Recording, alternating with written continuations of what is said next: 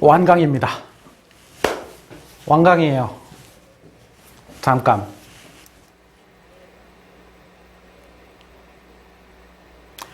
썸네일 찍었어요. 두 번째 완강을 했습니다. 저 작년에 한국사 완강했고, 세계사 완강했고, 세계사 강의는 39번째 강의로 끝났고, 이번 강의가 40번째 강의로 이제 딱 끝납니다. 교과서를 가지고 인터넷에 강의를 올린다는 게 쉽지 않을 수 있겠다. 그냥 세계사 학습지를 만들까 하다가 그래도 교과서로 수업을 한다는 게 꽤나 큰 의미가 있거든요. 특히나 뭐 선택 과목 같은 경우에는 교과서를 꼭 봐야 되니까, 특히 수능을 보려는 학생들에게는. 네, 어찌됐든 쉽지 않은 강의가 끝났습니다. 올해는 더 힘들었어요. 작년에 뭐 강의 수는 한국사가 더 많았지만 올해는 담임이기도 했고 꾸역꾸역 했습니다. 꾸역꾸역. 정말 그 말이 딱 맞는 것 같아요. 지금 바로 떠오른 말인데 꾸역꾸역 했어요. 요즘 월드컵 기간을 거치면서 또 한창 다시 또 한동안 인터넷을 장악했다가 잠깐 수그러들었다가 월드컵을 거치면서 다시 한번 떠오른, 중요한 건 꺾이지 않는 마음이다. 중요한 건 꺾이지 않는 마음이다. 꺾이지 않는 상태에서 계속 꾸역꾸역 무언가를 해나가는, 사실 꾸역꾸역이 좋은 방식은 아닐 수도 있어요. 즐겁게 내가 하는 게 좋으면 더 좋지. 근데 꾸역꾸역 한 강, 두 강, 세 강, 언제 끝나지?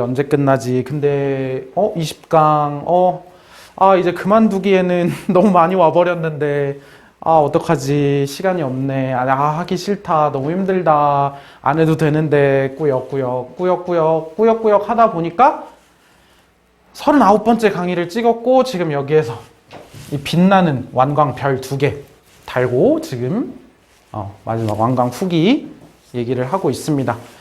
사실 작년에 저번이라고 하기에도 벌써 1년이 지났네요. 벌써 12월이에요. 작년에 완강 후기는 좀 길게 찍었어요. 자기 앉아서 찍었었는데 뭐 그건 그렇고, 지금 완강 후기는 사실 그렇게 크게 할 말이 없네요. 방금 얘기하고 싶었던 게 여러분들에게 하고 싶은 말인 것 같아요. 꾸역꾸역.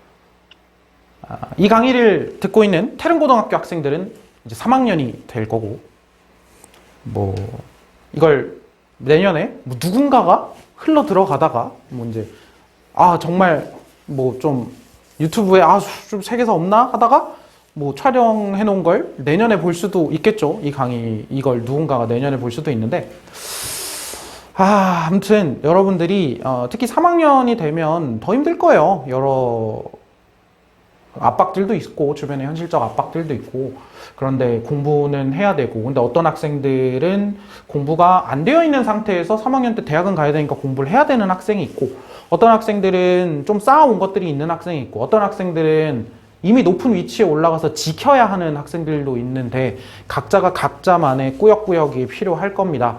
하기 싫은 순간이 훨씬 더 많을 거고요. 그런 순간들이 있겠죠. 여러분들이 그런 순간들을 어떻게 좀 이겨내면 좋을까 싶은데 마침 좋은 단어가 꾸역꾸역이 떠올라서 생각보다 시간 잘 가요. 여러분들 올해 진짜 빨리 가지 않았어요? 근데 여러분들이 그런 것들을 좀 이겨내는 방식으로서 정말 그냥 너무 멀리 보지 말고 내 발밑만 보면서 한 걸음씩 걸어 나가 보는 것도 나쁘지 않은 방법일 수 있겠다. 특히 3학년이 되는 학생들 같은 경우에 정말 딱 1년 남았으니까 그럴 수 있겠다라고 생각을 합니다. 지금 12월 8일 목요일 오후 6시입니다. 그래서 언제 완강했는지 남기고 싶어서 지금 오후 6시 안 됐네요. 5시 55분입니다. 그래서 완강을 했습니다. 여러분들 특히나 이 강의를 솔직히 이제 실제 수업에서는 우리 제1차 세계대전까지 했잖아요. 심지어 1차 세계대전 하고 베르사유 조약도 못했어요. 얘기를. 이게 뭐야? 1차 세계대전을 했는데 세계대전이 끝나고 베르사유 조약, 베르사유 체제도 얘기를 못했어요. 근데 그 이후에 강의까지 다 찾아서 들어서 마무리를 지은 학생들은 스스로에게 정말 박수를 쳐줘도 좋을 것 같습니다. 진짜 모두 수고 많았습니다. 사실 내가 제일 수고 많았고, 내가 제일 수고 많았고, 여기까지 만약에 1강부터 39강까지 한 강도 빼놓지 않고 다 들은 학생이 있다면 그 학생도 정말 수고 많았고요. 뭐 중간중간에 필요한 강의들을 찾아서 들은 뭐 다 들을 필요는 없잖아요, 사실. 왜냐면 내가 어차피 특히 우리 학교 학생들 같은 경우에는 내가 다 뭐 수업으로 올려줘 준 건데, 이미 수업한 거를 다시 올려놔 준 건데 뭐 다 들을 필요는 없으니까 필요한 강의들 다 찾아 들으면서 여기까지 온 이 강의까지 보고 있는 학생들 모두 다 수고 많았고요. 만약에 뭐 그냥 이 강의만 본 학생도 있을 수 있겠죠. 이것만 갑자기 뭐 썸네일이 굉장히 자극적이어가지고. 근데 그 학생들도 12월이잖아요. 1년 동안 달려오느라고 모두 다 수고 많았습니다. 모두 수고 많았고요. 일단 모두에게 내가 진짜 수고가 많았어요. 이제부터는 생활기록부를 쓸 시간입니다. 그래서 후기라고 할 만한 건 그냥 이 정도만 얘기하면 좋을 것 같아요. 사실 이번 강의에서 여러분들에게 얘기해주고 싶은 거는 더 중요한 건 지금부터입니다. 그런데 그냥 이런 학생들은 지금부터 있는 얘기를 꼭 다 들으시고요. 지금부터 수업한 강의일 겁니다. 아닌 학생들은 끄셔도 돼요. 모두 수고 많았다. 오케이, 나 수고 많았어 하고 끄셔도 됩니다. 자, 세계사 수능을 볼 학생들은 지금부터 꼭 다 들으세요. 다 들으시고요. 세계사 수능을 볼 생각이 아예 없다? 끄셔도 됩니다. 세계사 수능을 볼지 말지 고민하고 있다? 들으셔요. 오래 안 걸립니다. 그러니까 뭐 한 4, 50분 들어가지고 뭔가 좀 생각을 정리할 수 있는 게 있으면 좋잖아요. 자, 그리고 세계사 수능을 볼 학생들, 지금부터 강의를 들을 학생들은요, 지금 끊으시고, 자, 한국교육과정평가원 또는 EBS에 들어가면 수능 세계사 2023학년도, 그러니까 저번 달에 11월 달에 봤었던 2023학년도 수능 세계사가 있습니다. 꼭 풀어보고 오세요. 꼭 풀어보고 오세요. 앞에 시험지를 놓고, 종이가 아니어도 돼요. 뭐 아이패드로 해놔도 되고, 뭐 핸드폰으로 보는 건 좀 그렇긴 한데 핸드폰으로 보면 너무 작아요. 글자가 너무 작으니까 종이가 아니어도 좋으니까 어쨌든 한번 꼭 풀어보고 지금부터 이야기를 들어봤으면 좋겠습니다. 자, 그러면 본격적인 이야기 한번 시작해 보도록 할게요. 자, 핵심은 이겁니다. 여러분들은 과연 내가 지금까지 수업을 해왔던 미래엔 교과서, 뭐 여러분들 각자 사실 뭐 금성교과서인 학교도 있을 거고 비상인 학교, 천재인 학교 다 있을 겁니다. 사실 교과서마다 자료라던가 내용이 조금씩 달라요. 그래서 공통된 것들을 위주로 이제 수능에 나오게 되는데, 무슨 교과서로 보더라도 사실 내 미래엔 세계사 교과서 수업은 뭐 듣는데 문제는 크게 없을 거예요. 내가 뭐 부족한 내용들은 추가하면서 얘기를 했으니까. 그런데 내가 수업을 하면서, 그리고 실제 현장에서 여러분들과 교실에서 수업을 하든 아니면 내가 유튜브에 영상을 찍어 올렸든 여러분들에게 강조하지 않은 게 있습니다. 그게 두 가지예요. 지도는 사실 강조를 했어요. 여러분들에게 역사라고 하는 걸 잘 받아들이려면 지리적 감각이 매우 중요하다는 건 사실 유튜브에서 했나 안 했나 모르겠는데 현장에서 교실에서 학생들과 얘기할 때는 굉장히 많이 얘기를 했습니다. 지리적 감각이라는 거 매우 중요해요.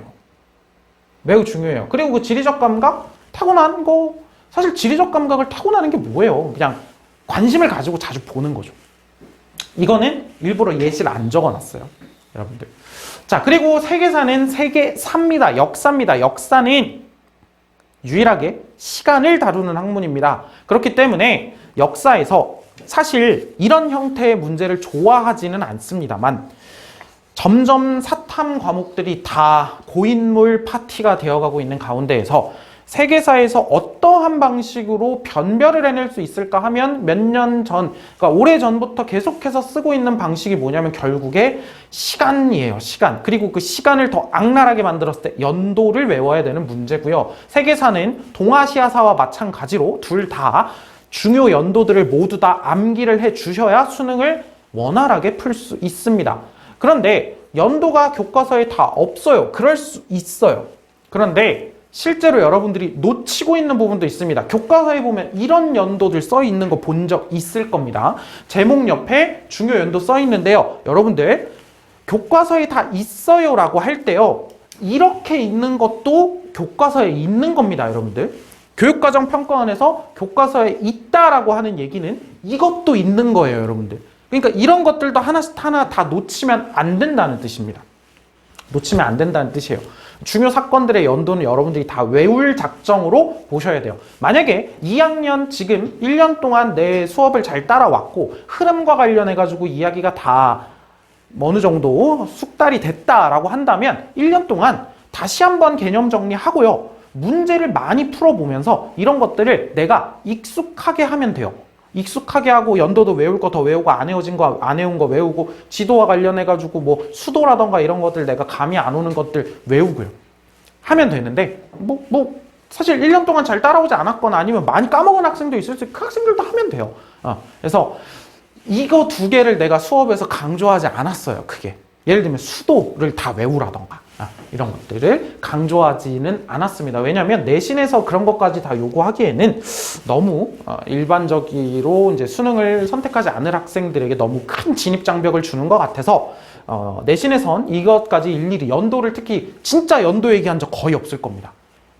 교실에서 수업을 할 때는 이거 외워라 뭐 이런 얘기들 잘 한 적 없을 텐데 수능을 볼 거면 그러면 안 된다. 다 알고 있어야 된다. 자, 그러면 여러분들이 내가 그냥 이렇게만 얘기하면 그냥 어떻게 하라는 거야? 라고 하는데 실제 2023학년도 수능 세계사 문제를 보면서 뭘 얘기하는 건지를 한번 우리 같이 한번 이야기를 해보도록 하죠. 여러분들은 꼭 문제 풀어보고 오세요.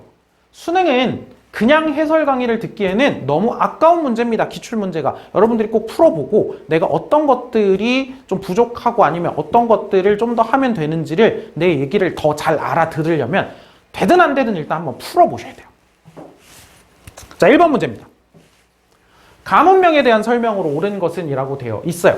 가문명에 대한 설명으로 옳은 것은 1번 문제는 뭐 거의 고정적으로 4대 문명 중에 특히나 이집트와 메소포타미아 문명 둘 중에 하나에서 나오죠. 자, 가의 신왕국 시대 파라오인 끝이죠? 뭐 히타이트의 왕 하투실리스 3세 알 필요 없어요. 뭐 가장 오래된 평화조약 뭐 어쩌고 저쩌고 뭐 이스탄불 고고학 박물관 이런 거 알라는 문제가 아닙니다. 파라오 이집트. 그러면 여러분들이 선택지에서 이집트 관련된 거 골라주시면 돼요. 여러분들 지금 이 수업 이거 해설을 하는 거는요 자료 위주 해설을 할 겁니다. 우리가 어떻게 알아볼 수 있을 것인가, 지금까지 미래인 세계사 교과서를 통해서 봤을 때 이런 것들을 어떻게 알아볼 수 있을 것인가, 그리고 선생님 수업을 들었을 때 교과서에 없지만 알아볼 수 있는 것들이 있을까라고 하는 것들을 위주로 살펴볼 거고 더 채워나갈 것들을 좀 더 강조해 나가면서 얘기를 할 겁니다. 자, 그러면 바로 2번으로 갈 거예요. 1번 같은 경우에 선택지 여러분들이 모를 게 없거든요. 자, 2번. 가왕조에서 있었던 사실로 옳은 것은. 자, 한번 읽어보겠습니다. 사효, 누군지 모르죠? 나도 몰라요. 자, 무공현의 우물에서. 무공현 어딘지 모르죠? 나도 몰라요. 안한공이 황제가 되리라 라고 하는데 부명은 이런 거래요. 징조나 명령. 적혀있는 흰색 돌이 발견되었다고 상조하였다. 안한공은 황후 왕씨의 아버지였다. 이것도 사실 어떻게 보면 힌트가 될 수 있습니다. 황후 왕씨의 아버지였대. 안한공이라는 사람은. 자, 근데 이게 힌트가 되려면 다른 힌트가 있어야 저게 힌트예요. 자, 당시 태우는 이는 천하를 미혹하려는 것이니 따를 수 없다라고 반대하시나 재상 왕순이 일이 이렇게 된 이상 막으려 한들 막을 수 없습니다 라고 하자 단념하였다. 얼마 후에 안한공은 황제에 즉위하여 새 왕조를 개창했대요. 자, 이제 힌트 후두둑 나옵니다. 안한공이 황제에 즉위해서 새 왕조를 개창했대요. 그런데 오래지 않아서 이 왕조는 누구의 반발로? 호족의 반발로 붕괴되었고, 뒤이어 이 나라가, 이것도 사실 이 단어도 하나하나 여러분들 수능 볼 때는요 진짜 하나하나 다 보셔야 돼요. 재건됐대요. 다시 건설됐대요. 그러면 뭐야? 어떤 게 있었고 이 안한공이라고 하는 사람이 세운 나라가 잠깐 있었고 얘는 어떻게 됐어요?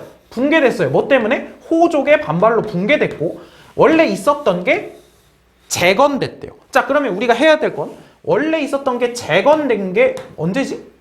호족의 반발로 무너진 왕조가 뭐지? 그리고 재건된 나라의 도읍이 뭐래요? 러양. 이렇게 돼서 수도가 러양인 나라가 어디지까지 여러분들이 생각을 해서 종합적으로 봤을 때 여러분들 호족이 언제 등장하기 시작한 그 지배 계층이죠?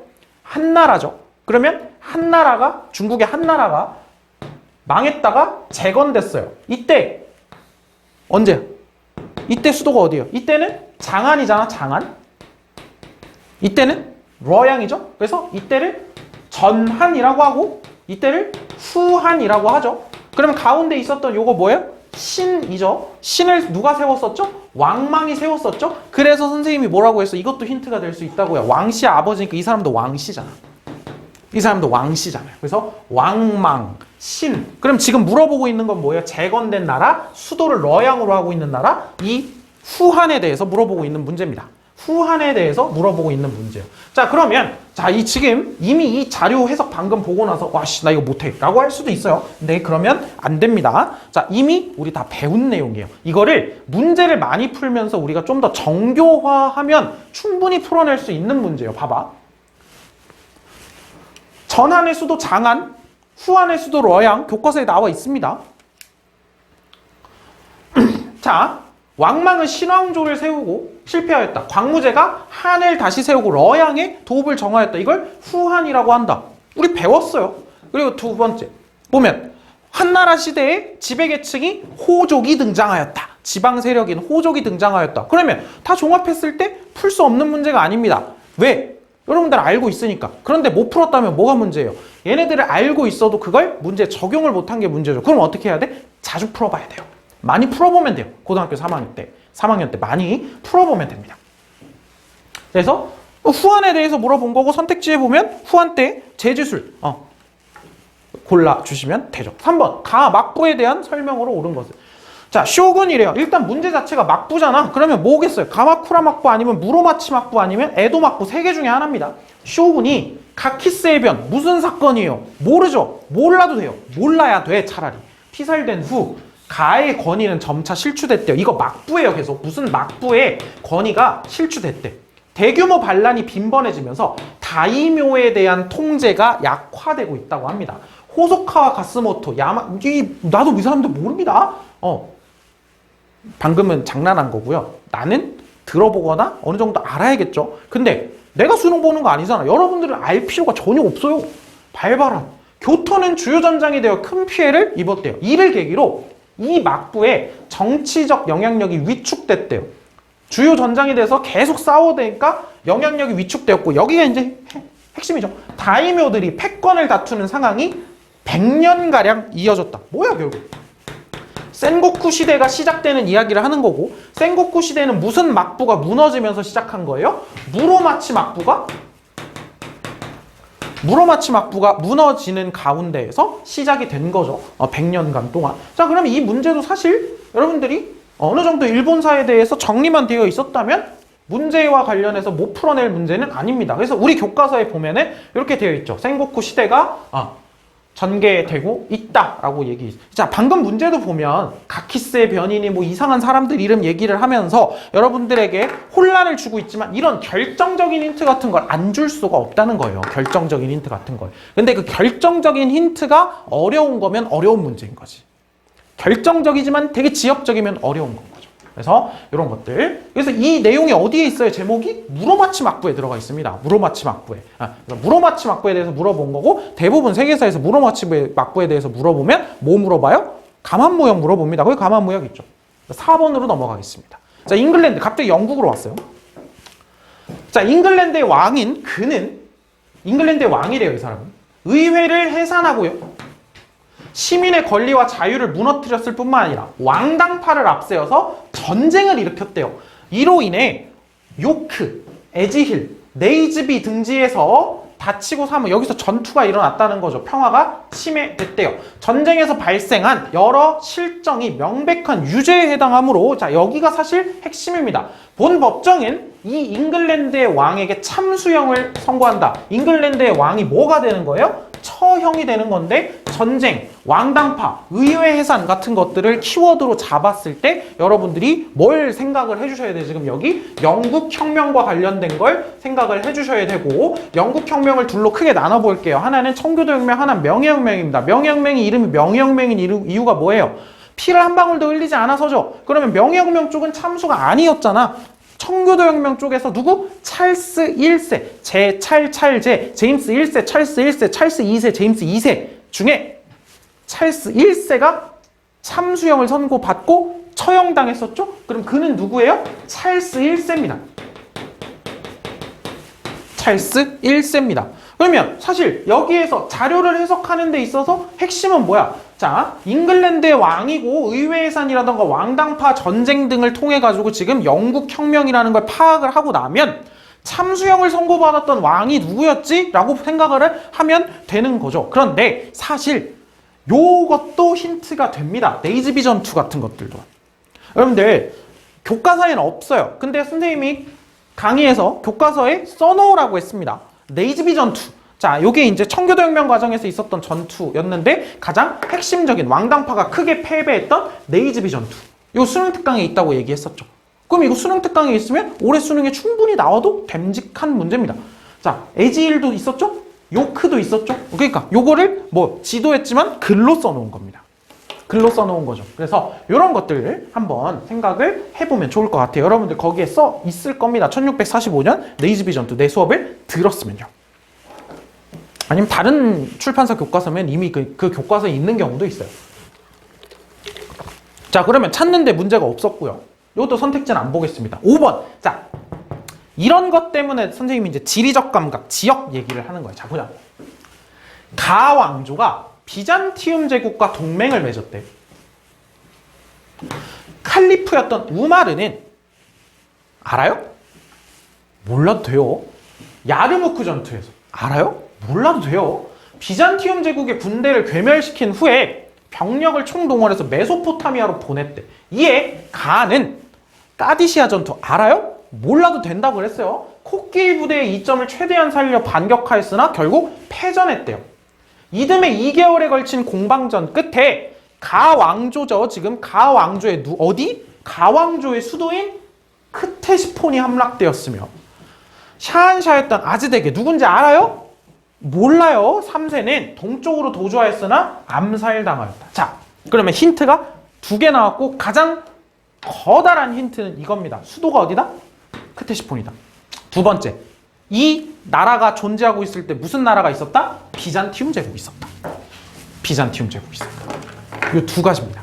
자, 그러면 여러분들 우리가 교과서에서 사실 크테시폰은 선생님이 좀 외우라고도 했었는데 자, 우리 교과서에서도 다루고 있는 명확하게 수도로 표시되고 있는 크테시폰을 수도로 명확하게 표시되고 있는 건 어디냐면 사사랑조 페르시아의 수도인 크테시폰이고요. 사실 파르티아도 잠깐 한 100년 정도 크테시폰을 수도로 했었습니다. 그럼 봐봐요.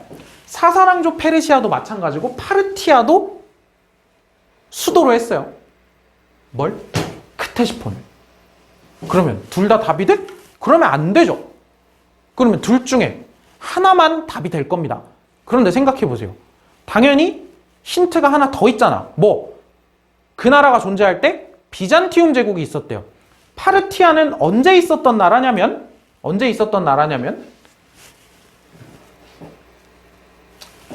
알렉산드로스 제국이 분열된 이후 서아시아 지역에는 이란 계통의 파르티아가 등장하였다라고 되어 있습니다. 파르티아가 등장했어요. 기원전 3세기 무렵에 등장합니다. 그리고 사사랑조 페르시아에게 우리 교과서예요, 이거. 사사랑조 페르시아에 의해서 멸망합니다. 226년이죠.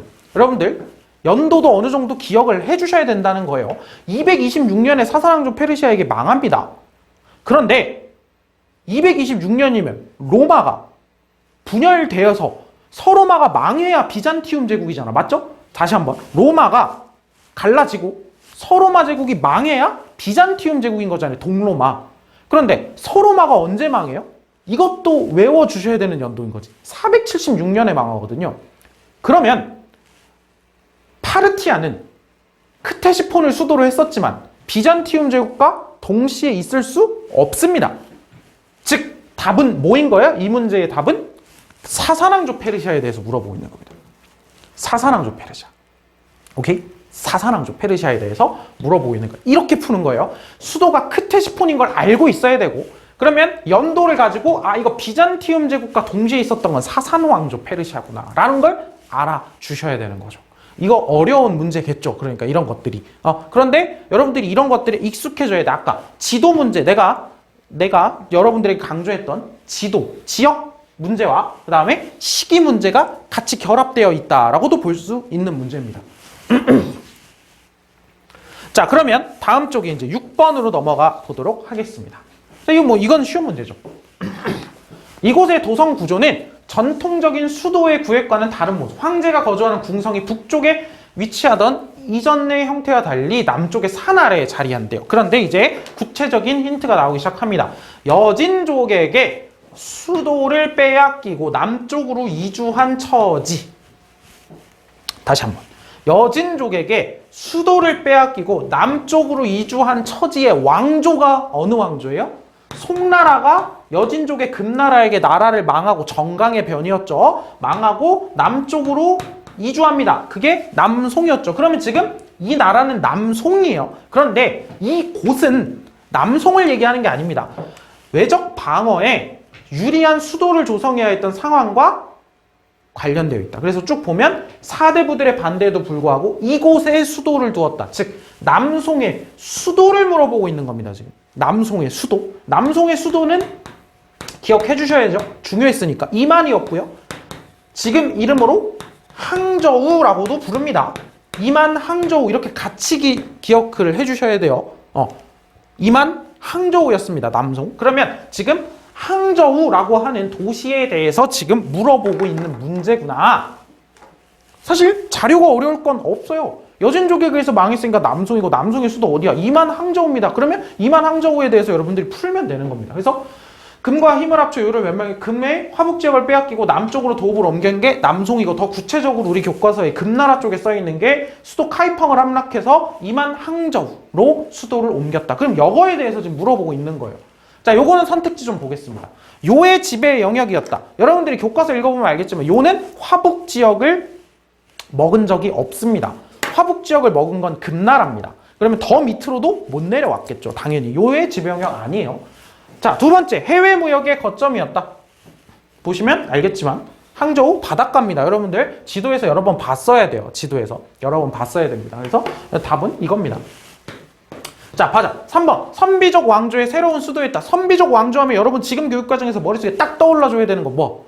북위입니다. 그럼 북위는 중간에 한화 정책, 효 문제 때 한화 정책으로 수도를 옮겼었어요. 어디에서 어디로? 어디에서 어디로? 평성에서 러양으로 옮겼었죠. 그럼 새로운 수도니까 이건 러양에 대한 이야기네요. 이렇게 교과서에 있잖아요. 평성에 러양으로. 새로운 수도. 교과서에 있죠. 다음. 대훈하 영제거의 북쪽 기점이었다. 자, 그럼 머릿속에 딱 떠올려줘야 돼요. 대훈하를 물어볼 만한 나라가 어디 있어요? 수나라입니다.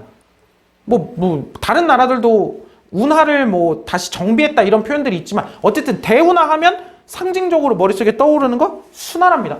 그러면 영제거가 뭐야 이러면 안 돼요. 여러분들 세계사 수능을 볼 거면 여러분들이 이런 지도도 좀 구체적으로 봐야 된단 말이에요. 여러분들이 영제거, 통제거, 광통거 이런 것들은 여러분들이 사실 1년 동안 세계사를 계속 꾸준히 공부를 했으면 본 적이 없을 리가 없는 이름입니다. 대운하의 이름. 그러면 영제거는 왜 만들었어요 이거? 나 사실 수업 때 얘기했었어요. 영제거 왜 만들었어? 이렇게 가가지고 여기가 어디야 지금? 고구려잖아. 고구려 침공의 목적도 있었다고 하면서 여기에 보면은 자 뭐라고 쓰여 있어요? 선택지에 보면 대운하 영제거의 북쪽 기점이니까 이거 탁군 베이징에 대해서 물어보고 있는 거고요. 자 5번 비단길의 중간 기착지. 비단길 가다가 사막길. 자 누가 개척했었죠? 비단길 누가 개척했었죠? 장건 한나라 때입니다. 그럼 그 지도를 가져와 봐야지.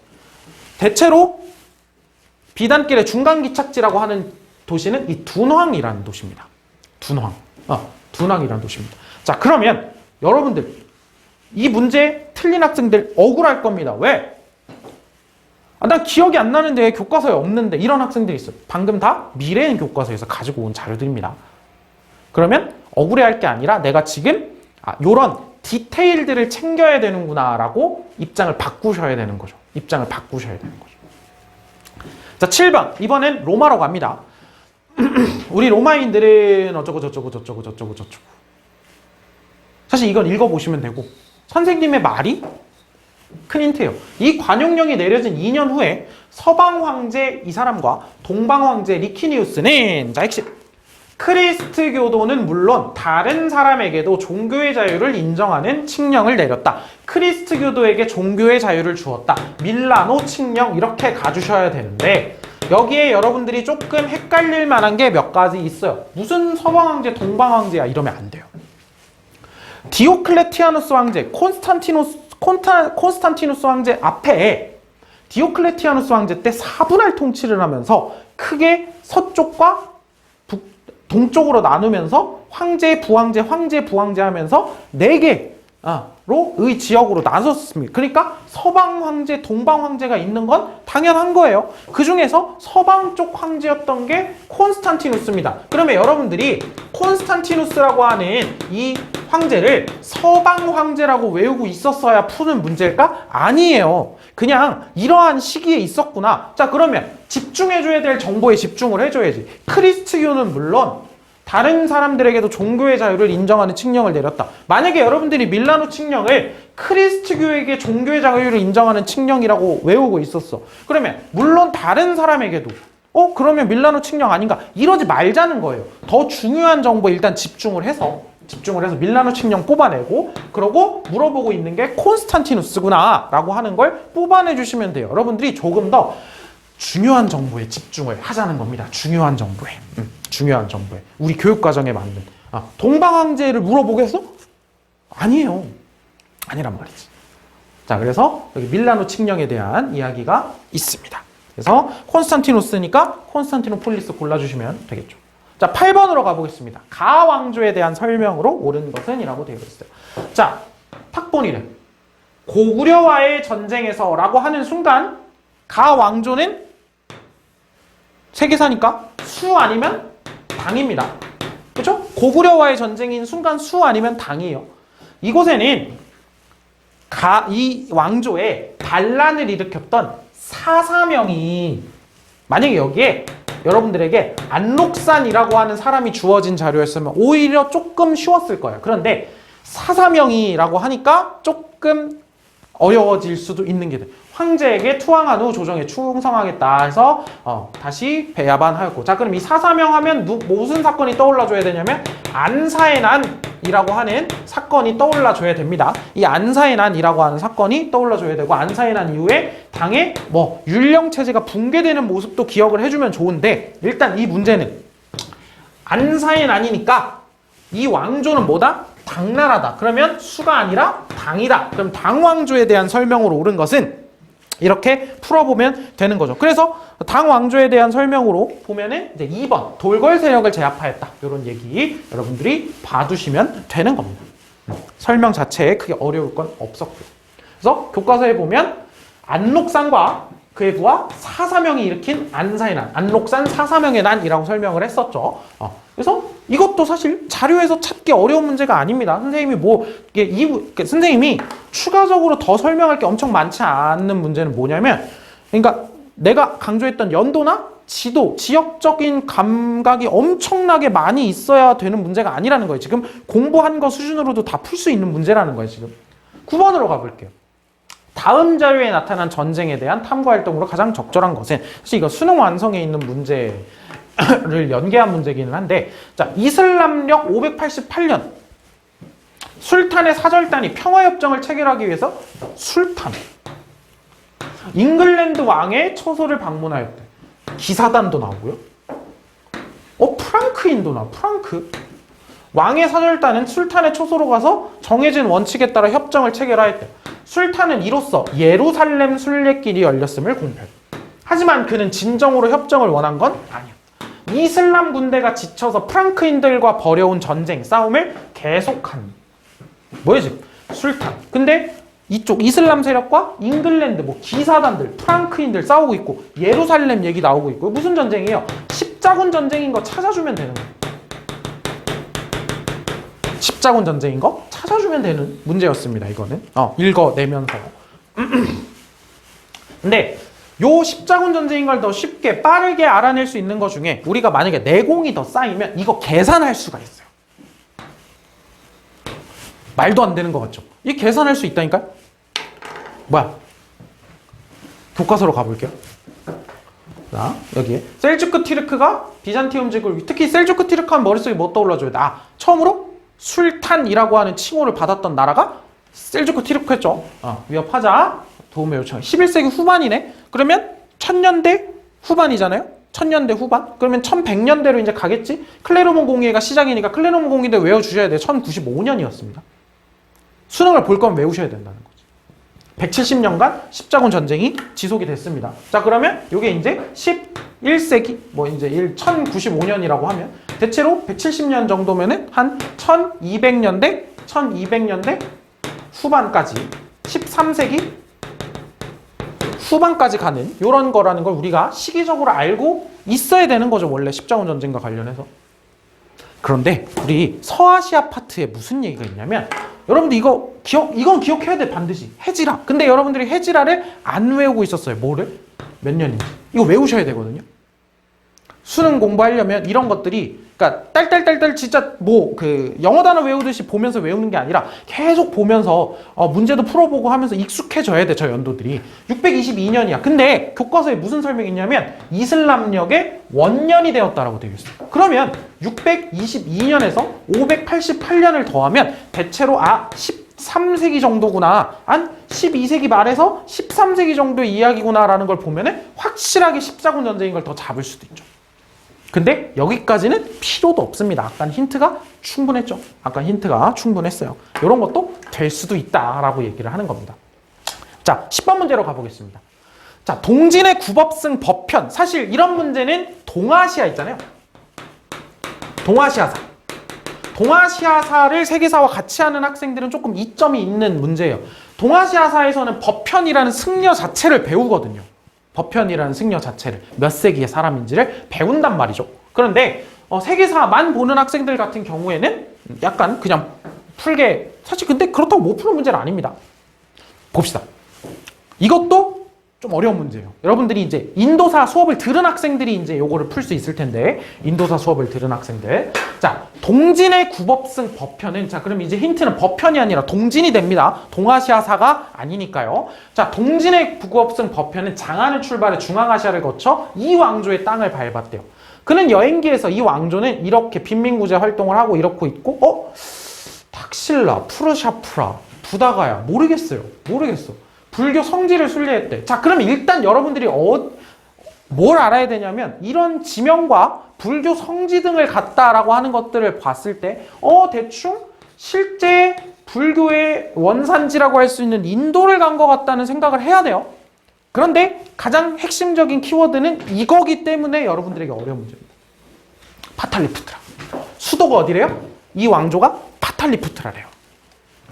이 왕조의 수도가 파탈리푸트라래요. 선생님이 인도사 수업하면서 수도 이름 언급조차 한 적 없습니다. 왜? 어려울까 봐요. 내신 정도 수준이었으니까. 그런데 자, 수능에서는 힌트가 저것밖에 없어요. 파탈리푸트라밖에. 그럼 찾아내셔야죠. 자, 인도의 파탈리푸트라를 수도로 하는 둘 다 우리 미래인 세계사 교과서에 나와 있는 지도입니다. 파탈리푸트라를 수도로 하는 마우리아 왕조가 있고요.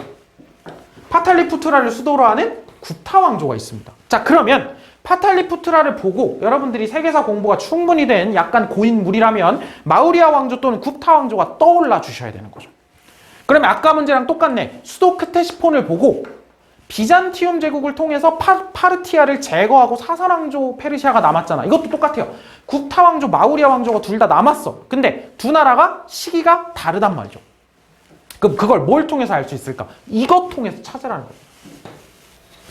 여러분, 동진은 어떤 나라예요? 위진 남북조 중에 위촉 5삼국 시대를 거쳐서 위에서 진나라가 나왔었죠. 그런데 이 진나라는 5호 16국, 5호에 의해서 자기들이 있었던 화북 지역을 빼앗기고 남쪽으로 도망을 내려가서 세운 나라가 동진입니다. 요 시기가 언제인지를 여러분들이 아셔야 되는 거죠. 동진은 4세기 이후 정도로 보시면 돼요. 동진 자체도 뭐 이제 동진 이후에 이제 송제, 양진 이러면서 남조가 구성이 되잖아, 남조. 그럼 이제 위쪽은 5, 16국이 북에 의해서 통일이 되고 북조가 진행이 돼서 남북조라고 부르잖아요. 그러면 4세기부터 언제 정도까지인지는 알 필요는 사실 크게 없어, 이 문제에서. 자, 동진이 4세기 정도부터 있는 나라다. 그러니까 위진남북조 시대에 대한 시기 감각이 있어야 되는 거죠, 여러분들이. 요거는 인도 문제지만. 그럼 봐봐요. 자, 교과서 서술을 가지고 오겠습니다. 마우리아 왕조는 기원전 4세기에 만들어집니다. 그리고 망해요. 쿠션 왕조로 이어지면서. 쿠션 왕조가 쇠퇴하면서 분열되었던 서북 인도 지역은 굽타 왕조가 언제 만들었는데? 4세기 초에 만들어진대. 아, 그럼 됐네. 파탈리푸트라를 수도로 하는데 동진이랑 겹치려면 여러분들이 굽타 왕조를 골라주셔야 되는 거죠. 오케이? 이것도 여러분들이 지금 당장 인도사를 못 들었더라도 문제 푸는 그 있잖아. 문제를 푸는 방법이라고 해야 될까요? 문제를 푸는 전략이 아까 크테시폰 문제랑 똑같죠, 이것도. 똑같죠. 자, 그럼 일단 찾았으니까 넘어갈게요. 11번 문제로 가보도록 하겠습니다. 자, 트라이아누스 황제는, 자, 어느 나라 황제인지 볼게요. 로마사니까 로마 황제예요. 트라이아누스 황제. 저 사람은 여러분들 그 오현제 시대 알죠? 오현제 중에 한 명입니다. 트라이아누스 황제는 몰라도 돼요, 일단. 그리고 인도를 향해 출항하는 배를 바라보면서 이렇게 말했습니다. 가는 페르시아 제국을 정복하고 인더스강까지 진출했고 얼마나 행운아인가. 나도 젊었더라면 분명히 인도에 갔을 텐데. 자, 페르시아 제국을 정복한 건 둘이 있습니다. 여러분 생각해보세요.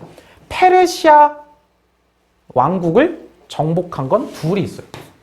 사실 이렇게 어렵게 풀 문제는 아니긴 한데요. 이 문제는 그냥 읽다 보면 페르시아 제국 정복하고 인더스강까지 진출했고 더 멀리 원정하였고 막 이랬을 텐데 라고 하면 알렉산드로스를 찾아주면 되는데, 자, 페르시아 제국은 두 개가 있잖아. 아케메네스 왕조 페르시아가 있고 하나는 사사왕조 페르시아가 있죠. 사사왕조 페르시아는 누구한테 멸망하냐면 이슬람한테 명합니다. 이슬람 세력에. 그리고 아케메네스 왕조 페르시아는 누구한테 망해요? 우리가 지금 문제에서 찾아야 되는 알렉산드로스 제국에 의해서 망한단 말이죠. 그러면 이 로마의 황제인 트라이아누스 황제는 사사왕조 페르시아가 망하는 걸 볼 수 있어요, 없어요? 못 봐요. 왜? 사사왕조 페르시아는 로마보다 나중에 망합니다. 그러니까 서로마보다 나중에 망한다고요. 그러니까 못 봐요, 이거. 볼 수 있는 건 이것밖에 없어요. 그럼 저 페르시아 제국은 아케메네스 왕조 페르시아고요. 그럼 아케메네스 왕조 페르시아를 정복했던 알렉산드로스인 겁니다. 사실 이렇게까지 풀 필요는 없어요. 그냥 현장에서 대충 봤을 때 알렉산드로스의 감이 오면 알렉산드로스인 겁니다. 그런 것도 중요해요, 사실 현장에서는. 그런데 조금 더 구체적으로 한번 풀어본 거예요. 그래서 알렉산드로스는 여기에 보면 인더스강 유역까지 갔다. 아케메네스 왕조 페르시아를 정복했다라고 되어 있고 여기 인더스강까지 가 있는 거 볼 수 있죠.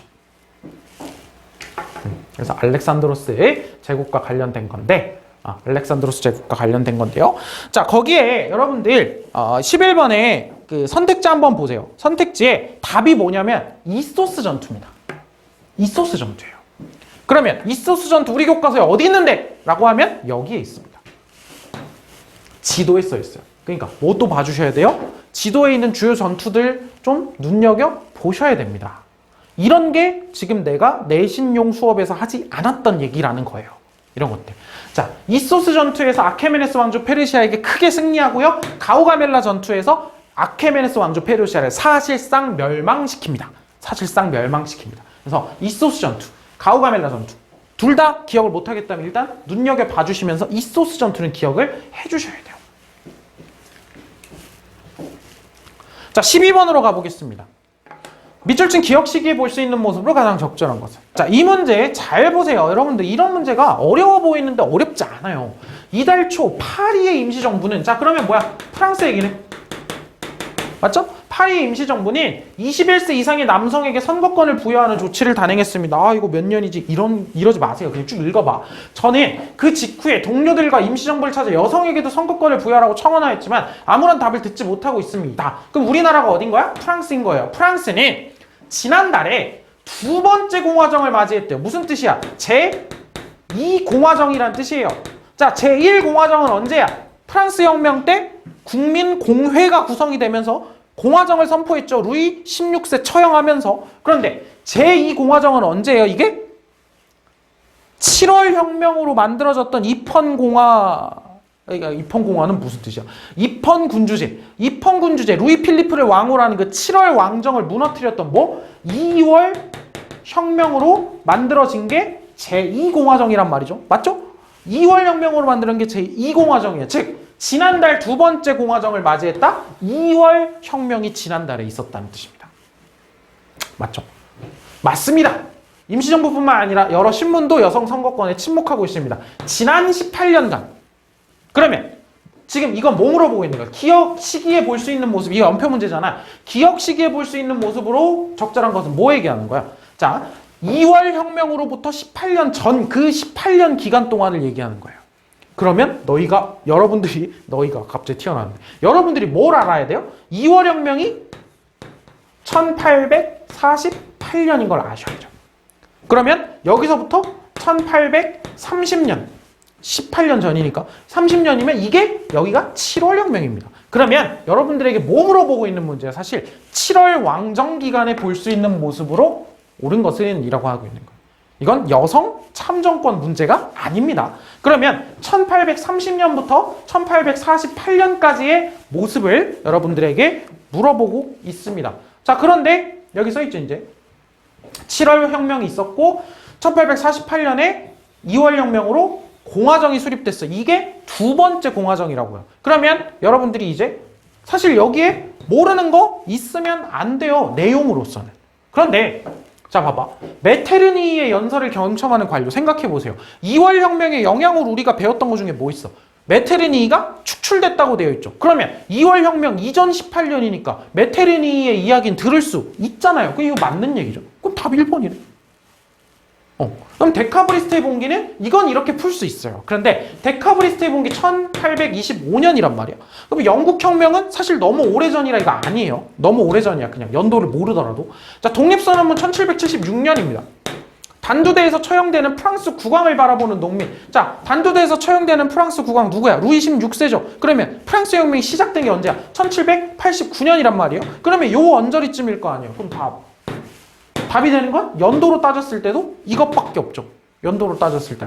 그러면 여러분들이 기본적으로 나머지를 지우려면 이것도 연도가 좀 필요하다는 얘기입니다. 연도를 좀 외워주셔야 된다는 얘기예요. 연도를. 데카브리스트의 봉기가 대충 19세기 초반이라는 거 알면 풀 수도 있지. 그런데 이런 문제들이 조금 더 디테일하게 나와버리면 여러분들이 많이 어려워집니다. 자, 13번으로 가보겠습니다. 다음 선언이 발표된 시기. 이거 이제 현대사에서 좀 어렵게 나온 문제죠. 선언이 발표된 시기를 연표해서 옳게 고른 것은 아제르바이잔, 아르메니아, 카자흐스탄, 키르기스탄, 몰도바, 러시아. 아는 나라 있으면 일단 동그라미 쳐봐. 러시아 등의 국가주권의 평등, 내정 불간섭, 분쟁의 평화적 해결 어쩌고저쩌고에 대해서 이런 원칙 위에서 연합을 만들 거래요. 그러면 주도 국가는 당연히 러시아겠죠? 자, 러시아가 주도해서 만든 연합. 여러분들이 떠올려 주셔야 되는 건 사실 하나밖에 없어요. 하나밖에 없어요. 현대사를 들은 전제 하에서 얘기하는 겁니다. 하나밖에 없는데 어찌됐든 러시아가 소련이랑 헷갈린다는 전제 하에 뭘 떠올릴 수 있냐면 WTO, 세계무역기구 아니고요. 바르샤바 조약기구. 하나는 CIS. 이 뭐죠? 독립국가연합입니다. 소련이 해체되면서 러시아 옐친 대통령의 주도 아래에서 이렇게 연합을 만들었었죠. 얘는 누가 주도한 거야? 소련이 주도한 겁니다. 얘는요? 소련이 해체됐잖아. 그래서 소련 안에 있었던 누가? 러시아가 주도한 거예요. 그러면 답은 이거예요. 이거죠. 어려운 문제. 그러면 고르바초프가 집권하기 시작했어요. 이거 1985년이었지. 이거 모르더라도, 연도를 모르더라도 고르바초프가 집권이 시작되고 나서 개혁개방, 페레스트로이카, 글라스노스트 정책이 시행되면서 소련이 해체가 시작됐으니까 답은 맞아. 이건 연도를 모르더라도 풀 수 있게 한 겁니다. 일단 이 문제 자체는 이거 연도를 모르더라도 풀 수 있잖아. 왜? 뒤에 마밖에 없으니까. 만약에 요 고르바초프 집권 시작을 여기에다가 뒀으면 연도를 외우란 뜻이요. 왜냐면 둘 중에 하나 더 선택해야 되니까. 그런데 요거는 일단 1991년이긴 한데 CIS가 근데 고르바초프 집권 시작이잖아요. 근데 여러분들이 이런 문제들도 나중을 대비해서 연도를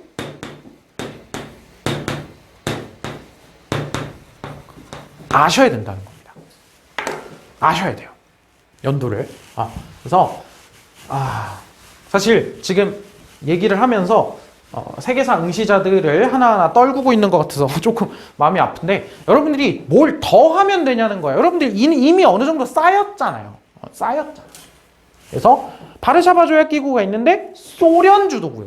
CIS는 러시아 주도입니다. 우리 교과서에는 안 써있죠. 그래서 선생님 뭐라고요? 옐친 러시아 공화국 써오라고 했었습니다. 수업에서. 자, 13번으로 가보도록 하겠습니다. 이분할든 누군지 몰라도 상관없습니다. 자, 한번 따라가 보죠. 10대 때는 맹렬한 기세로 흑사병을 앓고 있었대요. 흑사병이라고 하면 뭐 시기가 언젠지 또 아리까리 할 수도 있죠. 일단 넘어가 보죠. 20대 없네. 30대 카스티아 왕국과 협정을 체결하기 위해서. 여러분들 요건 우리 교과서에 없습니다. 카스티아 왕국. 뭐 등장하는 지도가 있기는 한데 그게 그렇게 중요하게 다뤄지는 않는데, 카스티아 왕국 근데 선생님 수업에서 했어요. 세계사 특강 수업에서 얘기를 했습니다. 카스티아 왕국과 아라곤 왕국이 합쳐져서 에스파냐 연합왕국, 에스파냐 왕국이 만들어진다고 했잖아. 그러면 그게 1469년이니까 카스티아 왕국은 그 이전에 있었어야겠죠? 그 이후에는 에스파냐니까요. 모르겠고. 이건 몰라도 되죠?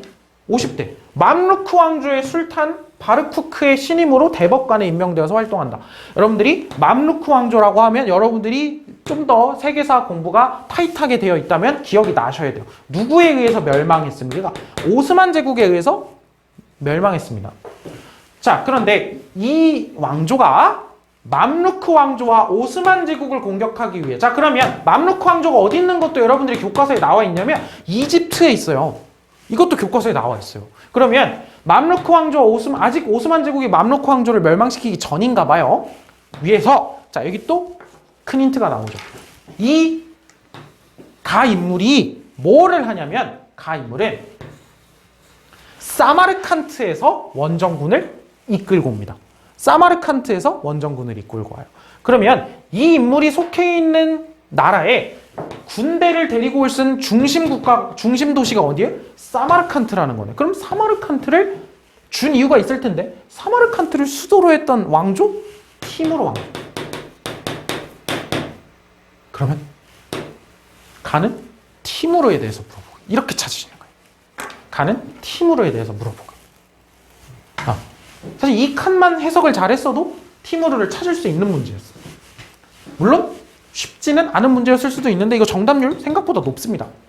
여기에서 보면은, 그래서 티무르에 대해서 물어보고 있었고, 선생님이 보면은 이렇게 수업을 세계사 특강 때 얘기를 했었습니다. 카스티아와 아라곤 왕국이 합쳐지면서 연합 에스파냐 왕국이 만들어졌었다라는 얘기 했었고요. 우리 교과서에 셀주크 티르크 오스만 제국 부분에 보면 오스만 제국은 티무르에 패하여.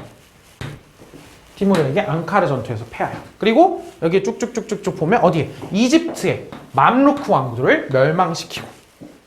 이때. 그러면 지금 시기가 언제인 거예요? 딱 요 시기에 있는 문제가 지금 나온 거죠. 14번 문제. 그쵸? 요 사이 시기.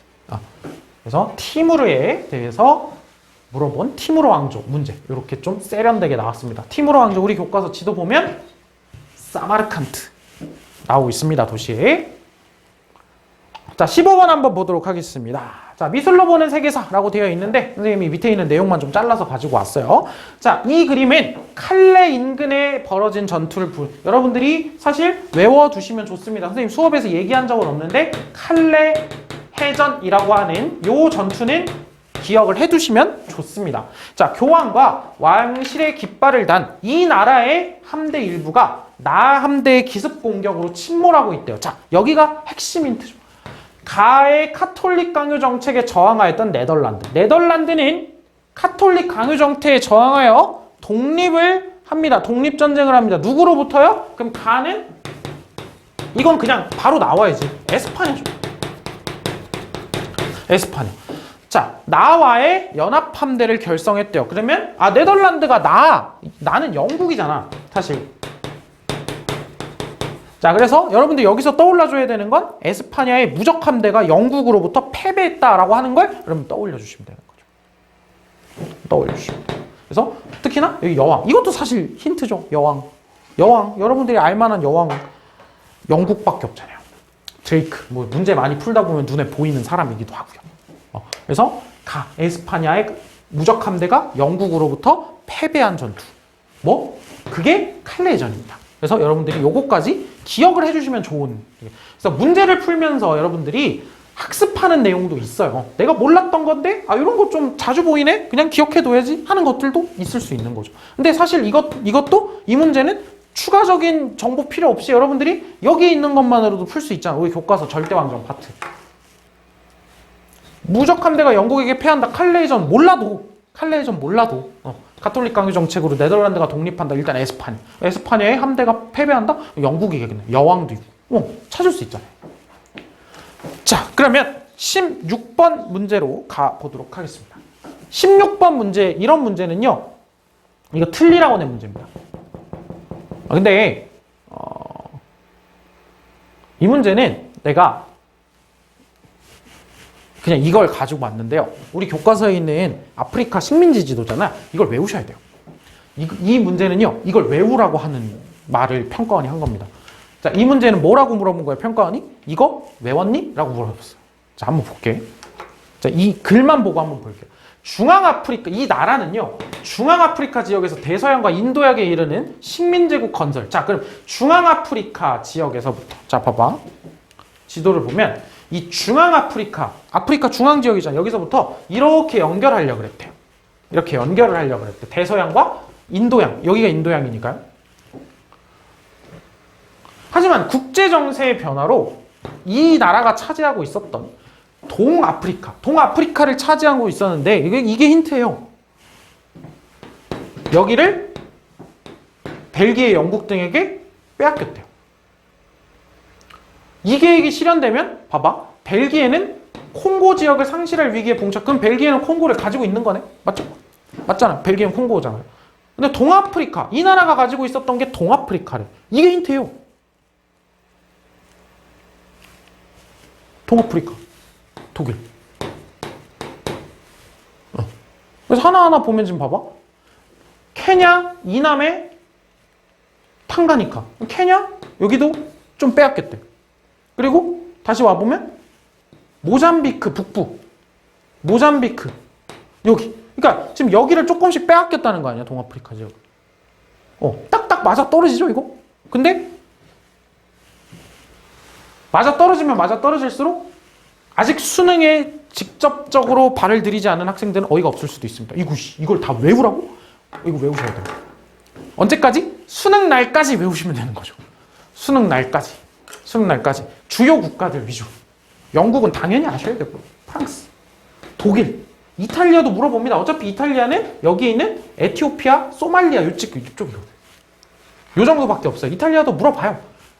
그리고 독일 지금 이 서남아프리카, 동아프리카 이렇게 카메룬, 토고 당연히 이제 보셔야 되는 거고, 벨기에, 콩고도 얘기가 나옵니다. 일단 뭐 어디가 나올지 모르니까 여러분들이 쭉쭉쭉 보셔야 되는 거예요.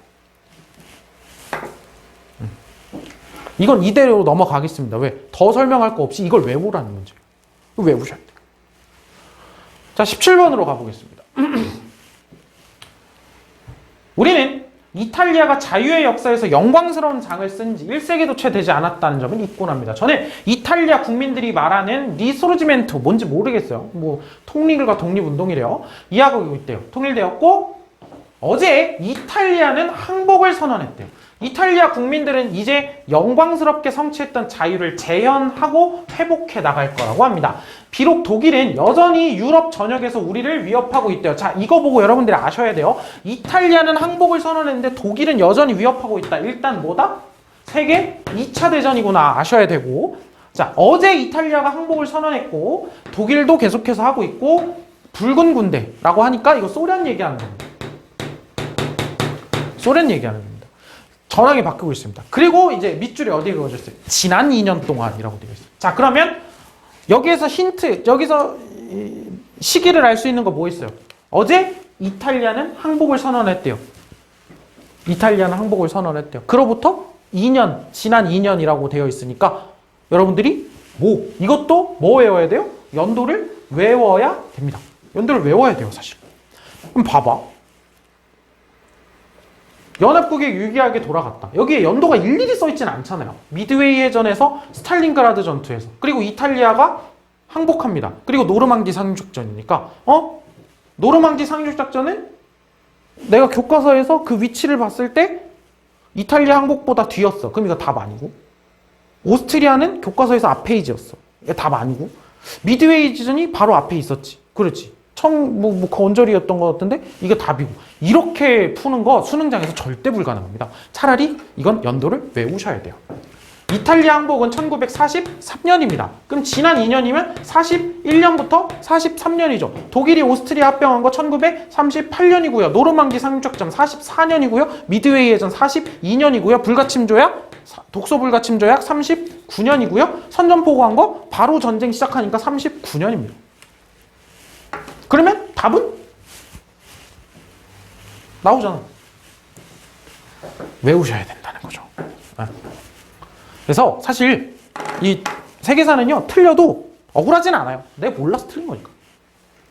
자 18번 가나 국가에 대한 설명으로 옳은 것은 자 현대사 문제입니다. 미국, 영국 이 나라는 서베를린과 서부 지역 사이의 교통, 통신을 제한한 우리 나의 조치가 서베를린 주민에 대한 물자 공급을 가로막는다고 항의한다. 자, 뒤에도 다 읽어보셔야 돼. 자, 보면 우리는 세 국가, 어디 얘기하는 거죠? 미국, 영국, 가 얘기하는 거예요. 자신들의 관할 지역에만 새로운 통화를 도입한 거에 대응하여 라고 얘기를 하고 있어요. 이거 서베를린과 서부 지역 사이의 교통, 통신을 제한했더니 뭐 물어보는 거야? 베를린 봉쇄고요. 그러면 베를린 봉쇄는 누가 한 거야? 누가 했어요? 소련이 한 겁니다. 그러면 나머지 분할 점령하고 있었던 나라가 미국, 영국 말고 어디야? 프랑스죠. 이렇게 찾으면 돼요. 이건 어려운 문제 아니에요. 현대사 내용이 안 되어 있으면 모르는 거지 어려운 문제가 아닙니다. 왜? 베를린 봉쇄 왜 했어? 새로운 통화를 도입하고 거기를 단일행정구역으로 만들었다라고 교과서에 써 있습니다. 그래서 이거는 가 프랑스, 나 소련 찾으면 되는 문제니까 이거는 진짜 그냥 교과서 수준으로 풀면 되는 문제예요. 서베를린을 점령하고 있던 미국, 영국, 프랑스가 서독 지역에 새로운 통화제를 도입하죠. 소련은 베를린 봉쇄를 당하겠다. 우리 교과서 이 문장 그냥 그대로 그냥 풀면 되는 문제입니다. 이건. 19번으로 가보죠.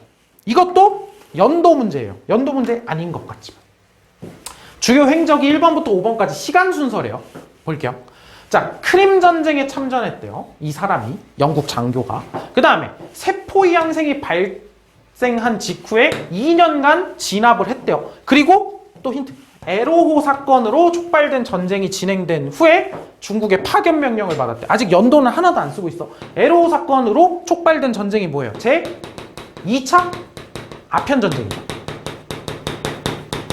그리고 물어보고 있는 건 3번인데 가가 어디에 점이 찍혀 있어? 여기가 이걸 모르면 안 되는 거지. 이거 중국이죠, 중국.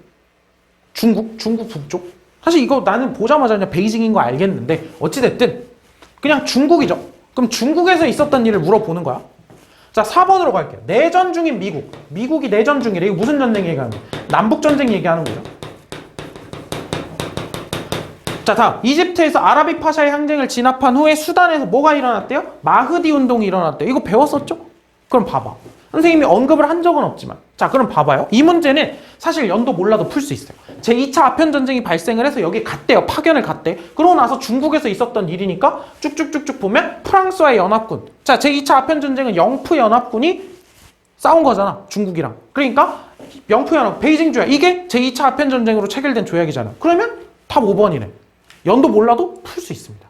그런데 만약에 안 그렇게 나오면 완전 어려운 문제가 될 수 있는 거죠. 그래서 이것도 사실 연도를 굵직굵직한 사건이니까 알고 있어야 돼요. 1853년부터 56년까지 크림 전쟁이 진행이 된다. 봐주셔야 되고 세포이 항쟁은 1857년에 일어납니다. 그리고 에로호 사건으로 이제 제2차 아편 전쟁이 발생을 하는 거고요. 자, 여기에는 남북 전쟁 같은 경우에는 1861년부터 65년까지 진행이 됩니다. 마흐디 운동은 우리 교과서에도 써 있는데 1881년으로 돼 있어요. 사실 여기까지는 안 해온다고 치자. 너무 지엽적이잖아. 안 해온다고 치자. 근데 여기에는 1번부터 4번까지는 여러분들이 모르는 연도가 있으면 수능 날에는 안 된다는 거죠. 그래서 1번 보시면 오사운동에 참여한 자, 그러니까 이게 연도가 좀 다 써져야 돼, 이렇게. 신축조약, 의마단운동의 결과 나온 거니까 1901년.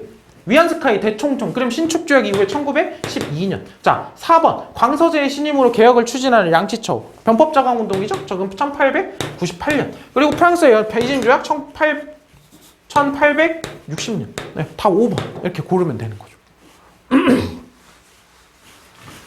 근데 이 문제는 어찌됐든 이 문제만 봤을 땐 연도를 다 외워야 풀 수 있게 낸 문제는 아니었어요. 그러진 않았어요. 그런데 혹시 모르니까 앞에도 연도 외워야 되는 문제는 수두룩했잖아. 이 문제만 아니라고 해서 안 외워도 되는 거 아니야? 이러기엔 좀 그렇다. 자, 마지막 20번 보도록 하겠습니다.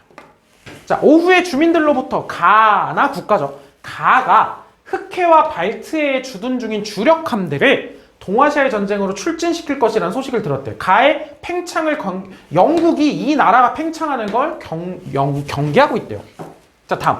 가와 전쟁 중인 나가 가랑 전쟁 중이래. 이번 전쟁이 치열해지고 있대요. 타이완이 나오네? 하는데 타이완은 힌트 주죠? 타이완은 10년 전쯤에 나의 지배에 들어간 곳이다. 자, 타이완을 식민지로 한 나라가 어디예요? 일본이에요. 근데 10년 전에 라고 했으니까 일본이 타이완을 식민지로 한 게 언제야? 청일전쟁 이후에 시모노세키 조약이잖아. 시모노세키 조약이 1895년인 건 아셔야 돼요. 그러면 10년 전이 95년이니까 지금이 몇 년이야? 4년, 5년 정도겠죠. 그럼 이거 뭐 하고 있을 때예요? 흑해와 발트해에 주둔 중이고 영국이 팽창을 경계하고 있는 국가 러시아와 일본이 러일 전쟁을 하고 있는 중입니다. 이것도 사실 어려울 거 없는 문제예요, 사실. 일단 이거로 일본을 찾았으면 러일 전쟁인 거는 눈치를 챌 수 있죠. 러일 전쟁인 거. 그 흑해와 발트해 이런 걸 보고도 여러분들 머릿속에 딱 지도가 떠올라주면 러시아 찾기가 훨씬 쉽죠, 사실. 이런 게 또 지역적 감각, 지리적 감각이기도 한 거고요. 그래서 여기에 보면 러일 전쟁을 일으켰다. 영국의 지지를 바탕으로 왜? 영국은 러시아가 팽창하는 걸 막고 싶으니까. 이거 우리 교과서에 써 있는 말이에요. 타이완을 할양받았다. 이 위에가 시모노세키 조약 써 있습니다. 러일 전쟁에 관한 거. 이렇게 여러분들이 봐주시면 됩니다. 그래서 좀 빠르게 봤어요. 그냥 해설을 일일이 하기보다는 여러분들이 어떤 점을 조금 더 초점을 맞췄으면 좋겠는가, 뭘 더 채우면 좋겠는가에 선생님이 조금 더 이야기를 하고 싶어서 좀 빠르게 달렸습니다. 핵심은 뭐예요? 여러분 보면서 느꼈을 거라고 생각을 합니다. 조금 더 디테일하게, 지도도 디테일하게, 연도도 디테일하게. 근데 여러분들 내일 당장 수능 보는 거 아니잖아요. 내일 당장 수능 보는 거 아니니까 겁먹지 말고 많이 풀어보고 자주 보면 됩니다. 자주 보면 돼요. 그래서 어차피 이제 3학년 때 수능을 볼 건데 사탐 공부를 게을리한다? 라고 하는 건 바보 같은 짓입니다. 어차피 일정 시간 이상은 해야 돼요. 일정 시간 이상은 사탐에 시간을 쏟아야 되니까 그만큼 쏟는다고 생각을 하면 어려울 거 없어요. 근데 내가 이 얘기를 왜 하는 거냐면 겁주려고 하는 게 아니라 이런 걸 더 해야 된다라고 하는 걸 여러분들에게 알려주기 위한 거였습니다. 그래서 후기 영상 치고는 너무 잔소리 같고 너무 기를 죽이는 것 같기는 했지만 어찌됐든 여러분들이 수능을 선택했을 때 내 수업만으로 뭐가 부족한지 뭘 더 채워야 되는지를 여러분들이 알았으면 좋겠다라는 마음에서 준비를 했습니다. 여러분들에게 도움이 되었으면 좋을 것 같고요. 2022년 동안 여러분들 수업 듣느라고 모두 고생 많았습니다. 정말 아까 다시 한번 여러분들에게 보여줬던 그 화면 다시 보여주고 싶은데 모두 수고 많았고요. 자, 그러면 여러분들이 앞으로 어떤 것들을 하더라도 다 잘 되고 더 좋은 일들이 가득하기를 바라도록 하겠습니다. 모두 수고 많았고요. 그럼 이만 마지막 수업 마치도록 하겠습니다.